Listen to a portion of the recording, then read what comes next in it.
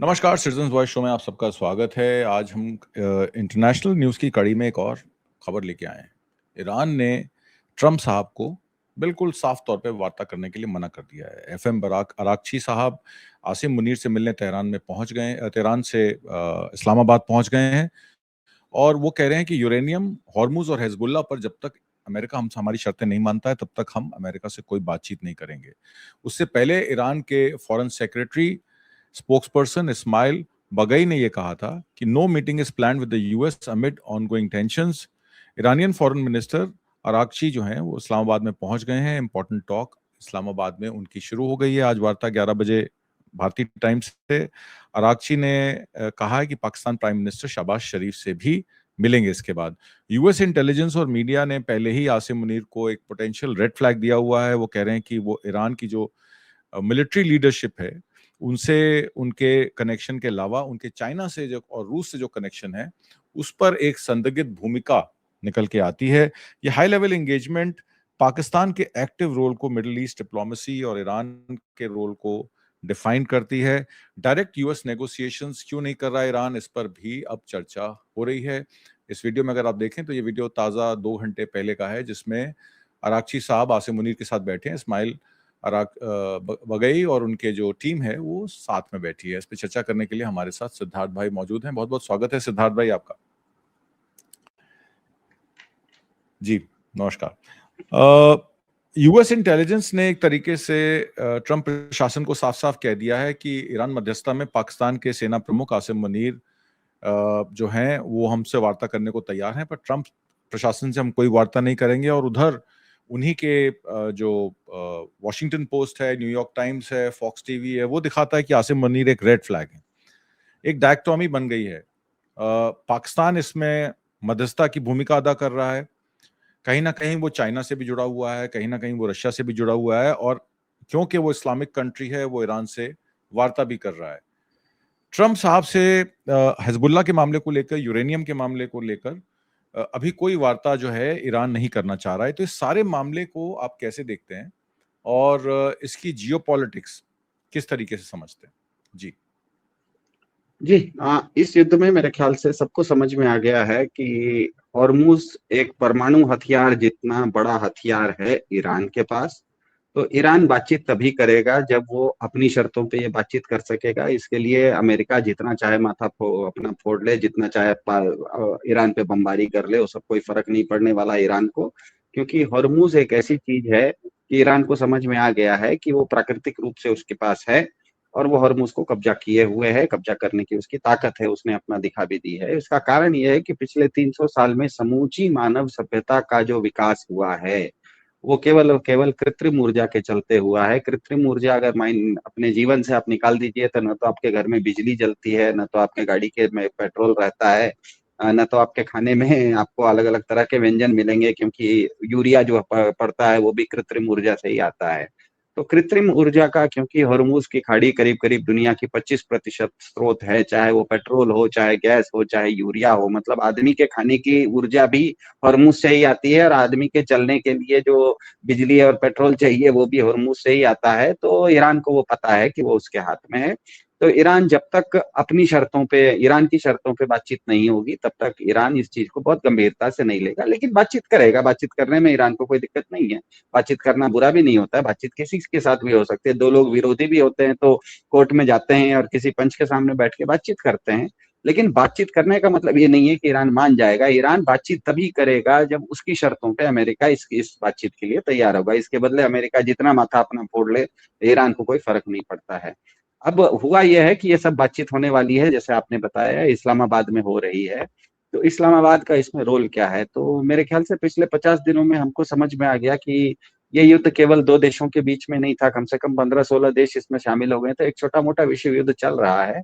तो इस पूरे युद्ध में दो तरह के लोग सामने आए हैं, मतलब दो तरह के देश सामने आए हैं। एक तरह के वो देश हैं जो कि तुरंत फायदा देखते हैं कि आज मैं क्या करूं जिससे कि कुछ फायदा हो जाए, जिसमें कि अमेरिका भी उस श्रेणी में आता है, क्या कहते हैं, इजराइल उसी श्रेणी में आता है, अधिकतर जो खाड़ी के देश हैं वो इसी श्रेणी में आते हैं। दूसरी तरफ दूरगामी प्रभाव इस युद्ध का क्या है उसको ध्यान में रखते हुए इस युद्ध में कितना शामिल होना या नहीं होना, वो निर्णय करने वाले कुछ अलग लोग हैं, वो अलग देश हैं, जैसे कि चाइना है, जैसे रशिया है, जैसे नेटो है, जैसे कनाडा है।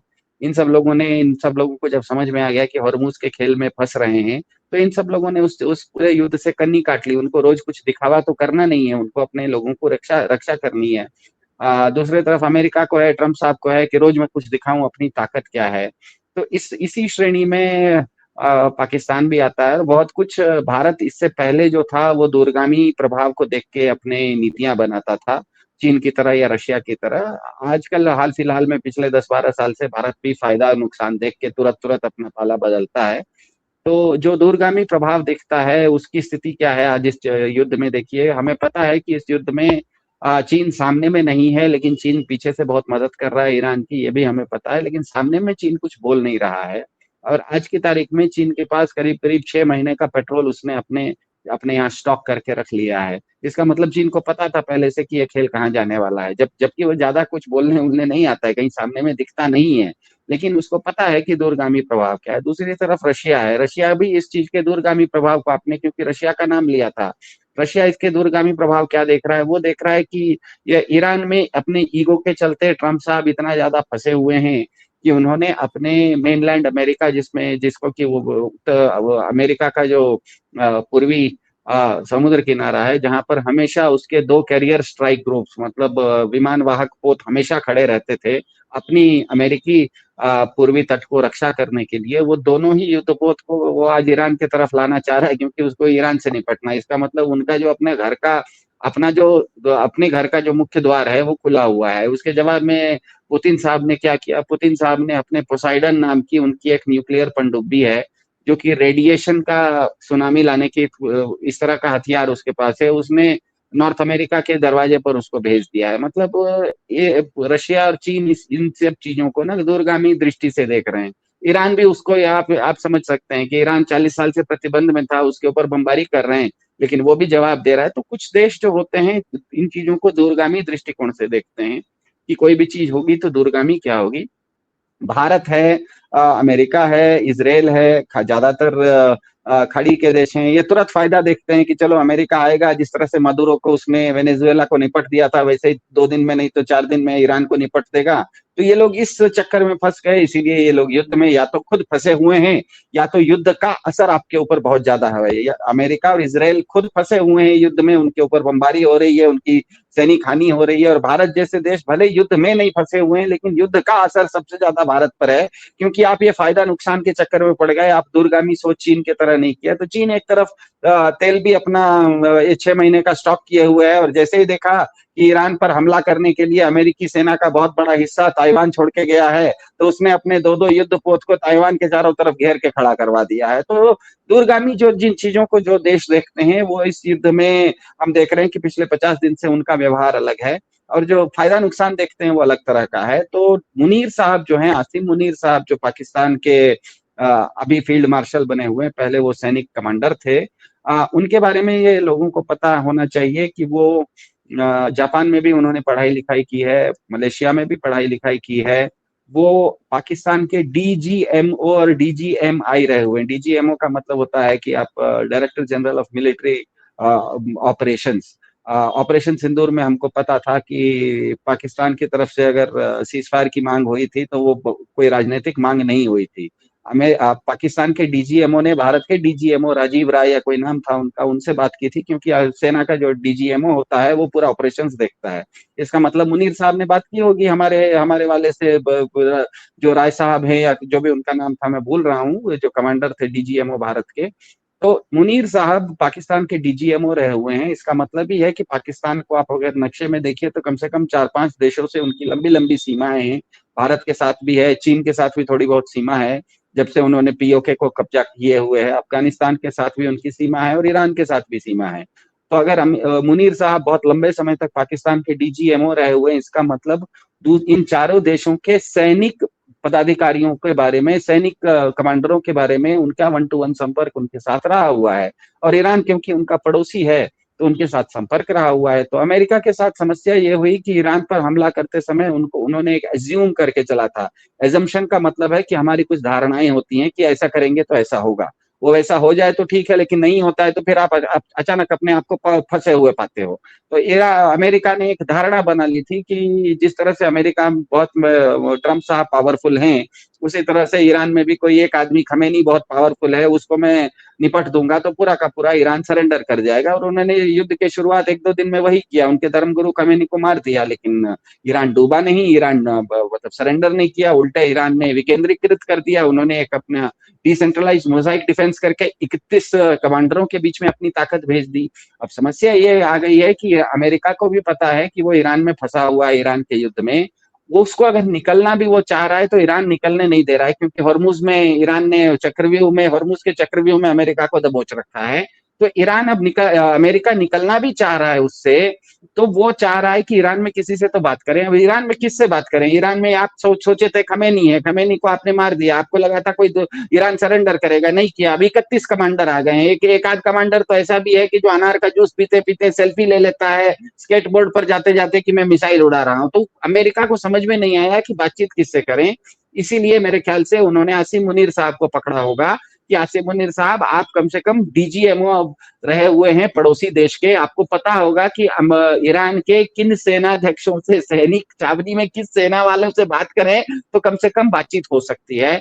लेकिन ईरान इतना ज्यादा तेज निकला है, ईरान ने इतना ज्यादा विकेंद्रित किया है कि मुनीर साहब के भी बस में अभी तक तो नहीं दिख रहा है। अगर बस में रहा होता तो पहली बैठक सफल हो गई होती। पहली बैठक अगर सफल नहीं हुई, इसका मतलब मुनीर साहब की भी जो जानकारी है ईरान के बारे में वो पूरी नहीं है। ईरान कोई दूसरे ढंग से इस खेल को खेल रहा है, क्योंकि वो जानता है कि मुनीर साहब की अपनी कुछ मजबूरियां हैं।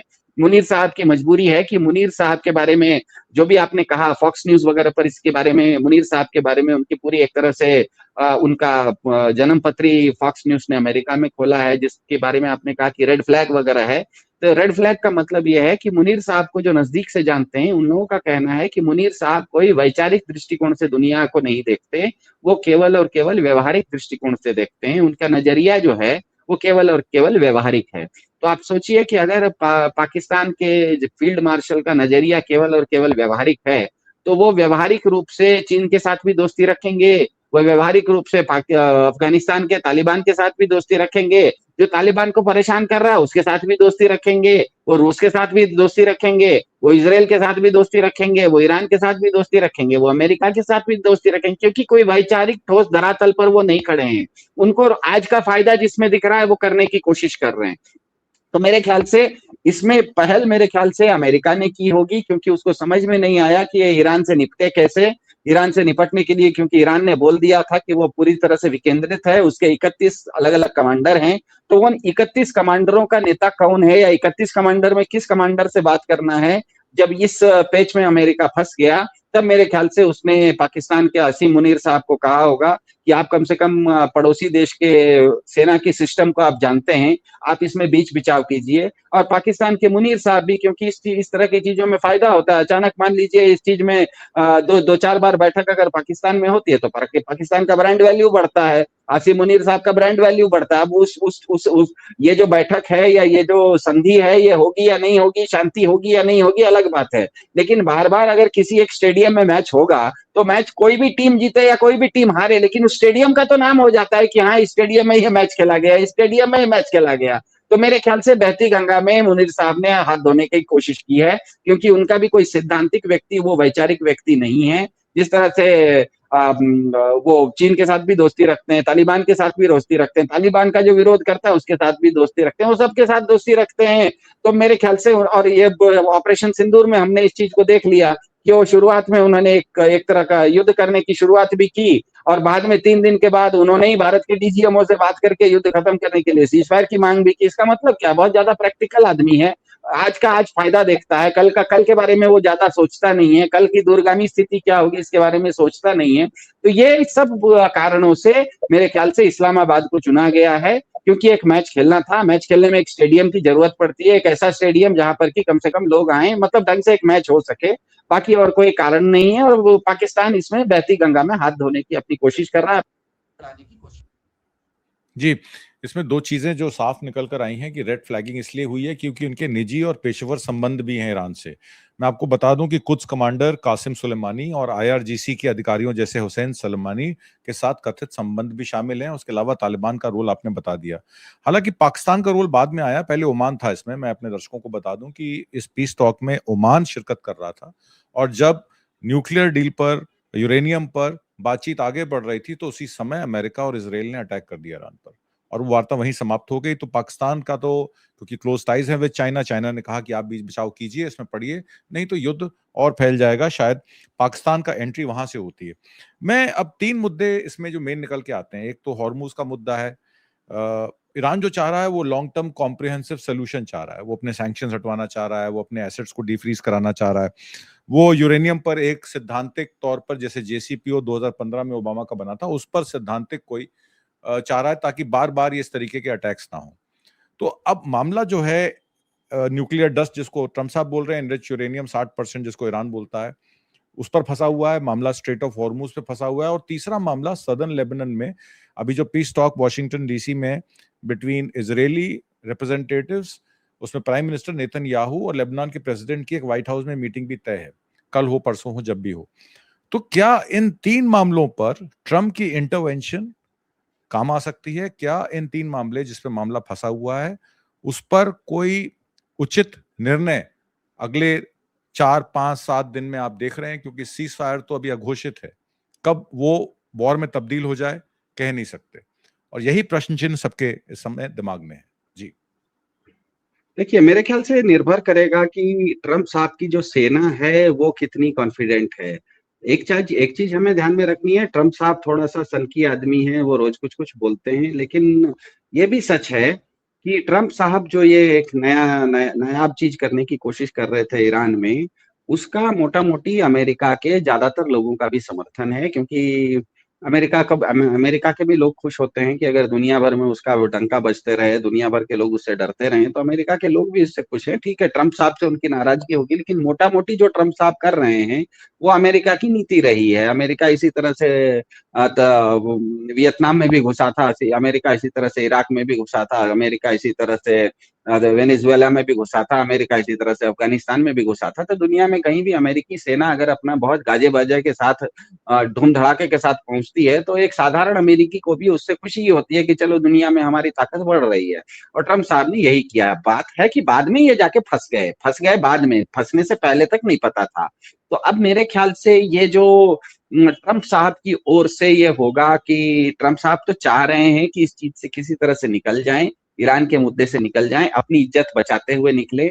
ईरान कह रहा है कि आप आए तो थे, शुरुआत की थी आपने मेरे एक हथियार को खत्म करने की, जो कि परमाणु क्षमता, उसी के बारे में आप प्रचारित कर रहे थे। असल में 2 चीज़ों का प्रचार हो रहा था। ट्रम्प साहब और पूरा का पूरा अमेरिका छोड़िए, पूरा का पूरा दुनिया भर का सिस्टम, दुनिया के दूसरे देश, यहाँ तक कि भारत के साधारण नागरिक भी ये मान के चल रहे थे कि ईरान कोई आतंकवादी देश है और वो परमाणु संपन्न हो रहा है। आतंकवादियों के हाथ में परमाणु बम चला जाएगा तो दुनिया पर खतरा हो जाएगा, इसीलिए आतंकवादी ईरान के पास परमाणु बम नहीं होने चाहिए, इसीलिए उसके परमाणु क्षमता को नष्ट करने के लिए जो अमेरिका कर रहा है, उसका सब समर्थन कर रहे हैं। तो ध्यान में रखिएगा, 50-55 दिन पहले फ्रांस भी इस चीज़ का समर्थन कर रहा था, नेटो भी इस चीज़ का समर्थन कर रहा था। जबकि आश्चर्य ये है कि ईरान हो सकता है कि कट्टर देश हो, लेकिन ईरान कहीं भी आज तक इतिहास में कभी भी ईरान किसी आतंकवादी गतिविधि में शामिल होते हुए नहीं दिखा है। 2001 में जो अमेरिका पर बमबारी हुई थी, ओसामा बिन लादेन ने करवाया था, 9/11 जो हुआ था, उसमें दुनिया भर के काफ़ी सारे देशों के आतंकवादी निकले थे, इजिप्ट के लोग निकले थे, सऊदी अरब के निकले थे, एक भी ईरानी नहीं निकला। आज तक आपको दुनिया में कहीं पर भी एक भी ईरान का आदमी आतंकवादी घटना करते हुए आपको नहीं दिखता है। हाँ, हो सकता है कि वो देश अपने आप में एक अलग तरह की विधा को मानता है, बहुत बहुत ज़्यादा कट्टर है, हो भी सकता है वो कट्टर है, लेकिन कट्टरता का मतलब आतंकवाद नहीं होता। कट्टरता का मतलब एक आदमी अपने लिए कट्टर होता है कि वो कहेगा कि नहीं, नहीं, मैं सुबह जब तक नहाऊँगा नहीं तब तक एक बूंद पानी भी नहीं पीऊँगा। ये एक अपनी मान्यता होती है, वो मेरी अपनी कट्टरता है। लेकिन मैं कोई वो कट्टरता आपके ऊपर तो नहीं थोप रहा हूँ कि आपको भी ऐसा करना चाहिए। तो ईरान कभी भी आतंकवाद का काम नहीं करता था। ईरान हो सकता है बहुत कट्टर है, और ये गलतफहमी लोगों के बीच में रहती है कि कोई भी कट्टर होता है तो हम उसको आतंकी मान लेते हैं। जो कट्टर है वो बहुत ज्यादा बर्बर भी होगा, क्योंकि वो अपनी कट्टरता आपके ऊपर थोप रहा है। ईरान ने कभी भी अपनी कट्टरता किसी के ऊपर थोपी नहीं। ईरान अपने आप में चारों तरफ सुन्नी देश है, ईरान अपने आप में शिया देश है, कहीं कहीं पर भी उसने अपने शिया देश को प्रचार करने की अपनी कोशिश नहीं की। वो अपने आप में एक कट्टर देश है, वो अपने अपनी व्यवस्था अपनी चला लेता है। तो ये जो शुरुआत की थी अमेरिका ने कि ईरान आतंकवादी देश है, उसके पास परमाणु क्षमता है, उसको नष्ट करना है, इसीलिए उस पर हमला करना है, तो 55 दिन पहले आपने शुरू तो ये किया था। लेकिन ईरान ने पिछले 55 दिनों में 4 हथियार अपने दिखा दिए, और 5वां हथियार बता दिया, अभी तक इस्तेमाल नहीं किया। 4 हथियार जो उसने बता दिया, एक हॉर्मुज हथियार बता दिया, दूसरा उसने अपने मिसाइल की क्षमता बता दी, तीसरा जो परमाणु शक्ति है वो तो सब मान ही रहे हैं कि उसके पास परमाणु शक्ति है, और चौथा उसने बता दिया कि उसके पास दुनिया भर को तेल देने की, मतलब दुनिया का दूसरे सबसे बड़ा तेल भंडार उसके पास है, जिसके बारे में लोगों को पता नहीं था कि इतना लोग दुनिया को वो तेल दे सकता है। तो एक हथियार को आप खत्म करने गए थे, ईरान 4 हथियार अपने दिखा दिया।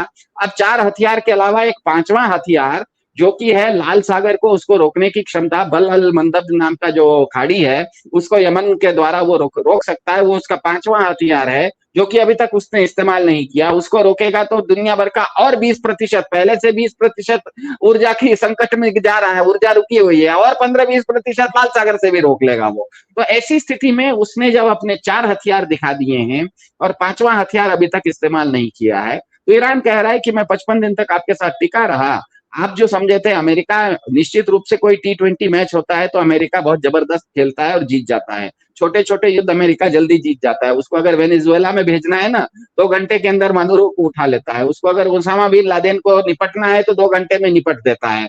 लेकिन किसी भी देश में अगर वो लंबा फंसता है, टेस्ट मैच में अमेरिका जीत नहीं पाता। टेस्ट मैच में या तो अमेरिका हार जाता है या तो ड्रॉ हो जाता है। उनका वियतनाम में वही हाल हुआ, उनका अफगानिस्तान में वही हाल हुआ, उनका इराक में वही हाल हुआ। कोई लंबे युद्ध में जब अमेरिका फंसता है तो वहां से वो जीत के नहीं निकलता। छोटे छोटे युद्ध को, T20 के तरह का मैच हो, सुपर ओवर हो, तो अमेरिका बहुत जबरदस्त खेल जाता है, लेकिन टेस्ट मैच खेलने की उसकी ताकत नहीं है। ईरान ने उसको टेस्ट मैच में फंसा लिया है। इसीलिए वो अब कह रहा है कि आप अगर मुझसे बात करना चाहोगे तो ये जो मेरे 4 हथियार हैं इनके बारे में बात करो। परमाणु क्षमता की बात करनी है तो ढंग से बात करो, मतलब एक ढंग से आपकी एक सिलसिलेवार बात होगी कि अमेरिका, अब ईरान के पास कितने परमाणु क्षमता है, वो क्षमता सच में उसने क्या कहते हैं, अस्त्र शस्त्र में हथियार बनाने में इस्तेमाल की है या नहीं की है। वो नहीं करेगा तो वो किस तरीके से नहीं करेगा। दुनिया को दूसरा अगर सबसे बड़ा वो तेल देने की उसके पास क्षमता है, तो आप उसको विश्व बाजार में किस तरह से उसको मुख्य धारा में लाएंगे। आप उसके ऊपर प्रतिबंध लगा के तो नहीं ला सकते। आप हमें ईरान को कहिएगा, मतलब ये तो ऐसा कहना हुआ कि विराट कोहली को कहो कि तुम दुनिया के दूसरे सबसे अच्छे बैट्समैन हो, इसीलिए क्रिकेट खेलना बंद कर दो। तो विराट कोहली कहेगा अगर मैं दुनिया का दूसरा सबसे अच्छा बैट्समैन हूं तो क्रिकेट खेलना बंद कैसे करूंगा, मैं तो जबरदस्ती खेलूंगा।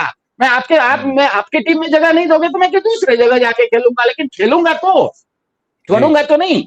ये विराट कोहली इतने अच्छे बैट्समैन हैं कि अगर वो भारत के लिए T20 नहीं खेल पाते हैं तो वो IPL में खेलना शुरू कर देते हैं, क्योंकि एक अच्छे खिलाड़ी को आप पिक्चर से बाहर नहीं रख सकते। तो ईरान इन सब चीजों के ऊपर बात करेगा कि उसकी जो मिसाइल की क्षमता है वो तो आप खत्म नहीं कर सकते हो, उसकी जो परमाणु क्षमता है वो किस तरीके से मैनेज होगी, उसके पास जो तेल के भंडार है दुनिया का दूसरा सबसे बड़ा, उसको आप मुख्य धारा में कैसे लाएंगे। इन सब बातों, हॉर्मुज है, हॉर्मुज क्योंकि उसके पानी में आता है, 21 किलोमीटर की पतली सी एक खाड़ी है, 12 किलोमीटर ईरान का है, 12 किलोमीटर ओमान का है। उस चीज को आने वाले समय में कौन किस तरह से उस पर चुंगी लेगा, इन सब विषयों को गंभीरता से शांत दिमाग के साथ बैठ के अगर बातचीत नहीं करेंगे, ट्रंप साहब को लगता है वो ट्रूथ सोशल पर किसी पूरे की पूरी सभ्यता को आज रात में मैं खत्म कर दूंगा, इस तरह की दादागिरी की भाषा करेंगे तो ये तो नहीं चलेगा। इसीलिए ईरान कह रहा है, बार बार वो ट्रंप साहब को कह रहा है कि आप टेस्ट मैच में फंसे हुए हो, आप T20 के वर्ल्ड चैंपियन हो सकते हैं, लेकिन यहाँ पर इस मैच में T20 नहीं हो रहा है, इस मैच में आप टेस्ट मैच में फंस गए हो। इसीलिए जब तक आप मेरे साथ टेस्ट मैच जैसा मैच नहीं खेलोगे तब तक मैं फंसाए रखूंगा आपको। और इसीलिए वो इस तरह से बहुत शांति से, धीरे से, तसल्ली से, उसको देरी से कोई प्रॉब्लम नहीं है। हॉर्मुज 2 महीना बंद रहे या 2 साल बंद रहे, ईरान को कोई समस्या नहीं है। दुनिया को समस्या है और दुनिया दबाव लाएगी ये ट्रंप साहब के ऊपर कि आप इस तरह का काम कीजिएगा तो हम लोगों की कठिनाई होगी। अमेरिका की सेना खुद ट्रंप साहब को कहेगी कि आप इतना ज्यादा ताकत यहाँ लगा रहे हैं, हमारे मेनलैंड अमेरिका में डिफेंस नहीं रहा है, हमारे दो युद्धपोत को हमको वहां से निकालना पड़ा है। उसके जवाब में हमें क्या कहते हैं, रशिया ने अपना सबसे बड़ा पनडुब्बी, न्यूक्लियर पनडुब्बी हमारे न्यूयॉर्क के स्टैच्यू ऑफ लिबर्टी से 10 किलोमीटर बाहर लाके खड़ा कर दिया है पानी के अंदर, वो वहां पर सुनामी ला सकता है। आप ताइवान से 95% अमेरिका का कंप्यूटर इंडस्ट्री जाती है, मतलब कंप्यूटर सुपर चिप्स जाते हैं, मतलब सेमीकंडक्टर चिप्स, पूरा अमेरिका के मोबाइल फोन से लेके मिसाइल तक सब चीज में वही सेमीकंडक्टर लगता है। उस ताइवान को बचाने के बदले वहां से आपने जहाज निकाल के ईरान ले आए, उसको अब तुरंत चीन ने घेर के रख लिया है, तो आप सब जगह तो आपका घाटा हो रहा है। तो मेरे ख्याल से ये अब मामला होगा कि अमेरिकी सेना ट्रंप साहब की कितनी बात मानती है और कितनी बात नहीं मानती है, इस पर निर्भर करता है कि ट्रंप साहब ईरान के सामने किस तरह से बात करने के लिए आते हैं।